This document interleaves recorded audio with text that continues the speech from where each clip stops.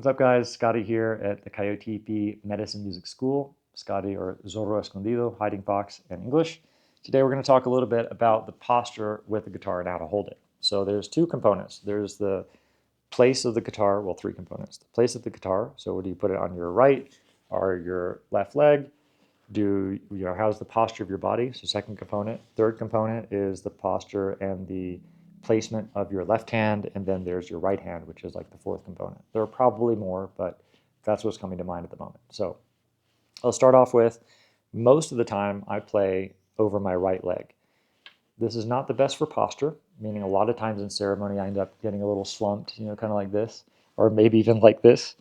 And for vocal reasons, that's not the best, but that's the way I play. And so at the end of the day, you got to find something that works for you. If you talk to my hermano Govi, Govindo Maharashtra, who also has a wonderful set of courses here, he might have it like this, or even kind of like up like this, and you'll see a lot of classical guitarists play it, very much like this. Also valid.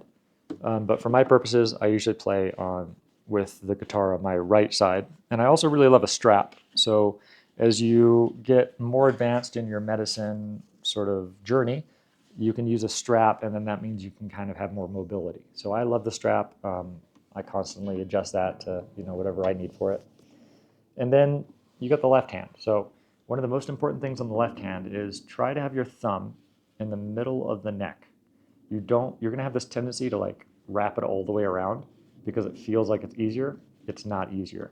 So do your best to keep your thumb and be aware of where your thumb is and have it on the neck of the guitar at the back. And you don't want to be, you're not pushing it in. It's just like light pressure, just like contact, okay? And then wrap your hands around, and what you want to do is you want your fingertips to be more or less pressing directly down on the strings themselves, okay? So that's more or less the position of the left hand. If you want to do a quick exercise, you can kind of like let your hand completely rest. Like you're not doing anything, you're not grabbing anything, just like as you're walking around. And your hand kind of normally has this way about it. So more or less, try to keep your hands in as natural position as possible. When you're positioning on the strings, you don't want to be really pushing down on the strings. You want to be as close to the fret as possible. So this right here is called a fret or a trasteo. Okay, and so you want to be just above that fret and then pressing down with just the minimum amount of pressure that you need, more or less as directly down from top to bottom as you can, and remembering that your thumb is on the back of the chord and not wrapped around it, or on the back of the neck and not wrapped around it. So that's more or less it. So that's the position of the left hand.